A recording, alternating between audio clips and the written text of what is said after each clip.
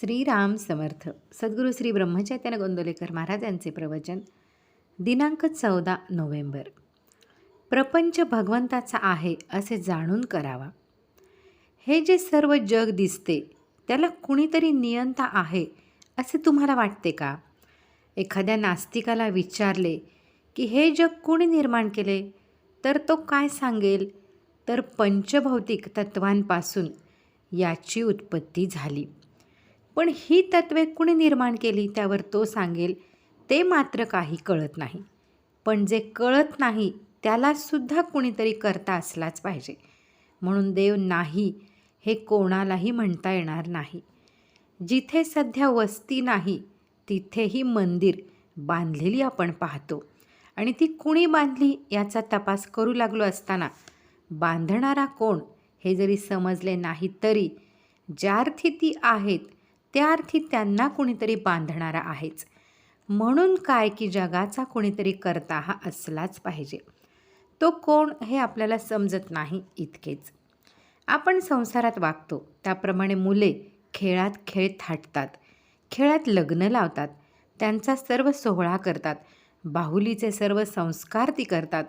त्यांच्या खेळात बाळंतपण होते, मुले होतात, सर्व काही करतात.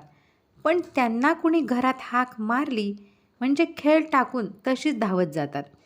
त्यावेळेस मूल तिथे रडेल वगैरेची काळजी त्यांना राहत नाही.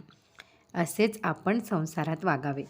जर सर्वच देवाने केले आहे तर त्याचे पालनही तोच करतो आणि संहारही करणारा तोच आहे.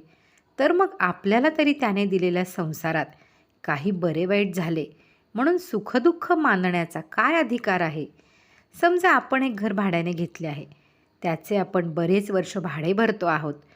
पुढे जर आपण ते घर माझेच आहे असे म्हणू लागलो तर तो मालक ऐकेल का?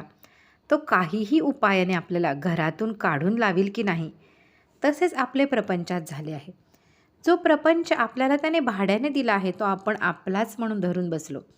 परंतु त्याला वाटेल तेव्हा आपल्याला काढून लावता येणे शक्य असताना आपण तो आपला म्हणून कसे म्हणावे? तर तो त्याचा आहे असे समजून वागावे. आणि जेव्हा तो आपल्याला न्यायला येईल तेव्हा जाण्याची आपली तयारी ठेवावी. म्हणजे संसारात सुखदुःखे बाधत नाहीत. आपण भजनाला लागलो तर प्रपंच कसा चालेल याची काळजी करू नये.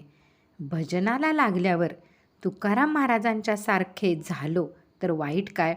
बरे तसे न झालो तर प्रपंच चालूच आहे. प्रपंचात नुसते रडत बसण्यापेक्षा आनंदाने रामनामात राहूया. सर्व हवाला रामावर ठेवून थोडे दिवस तरी राहून पहा.